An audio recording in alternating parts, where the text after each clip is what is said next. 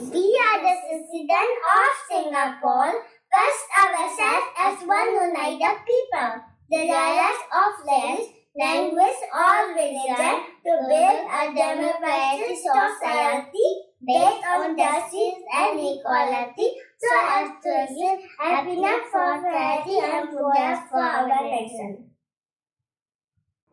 Singapore குடிமக்களாகிய நாம் எண்ணம், மொழி, மதம் ஆகிய வேற்றுமைகளை மறந்து ஒன்றுபட்டு நம் நாடு மகிழ்ச்சி, வளம், முன்னேற்றம் ஆகியவற்றை அடையும் வண்ணம் சமத்துவத்தையும் நீதியையும் அடிப்படையாக கொண்ட ஜனநாயக சமுதாயத்தை உருவாக்குவதற்கு உறுதி மேற்கொள்வோமாக.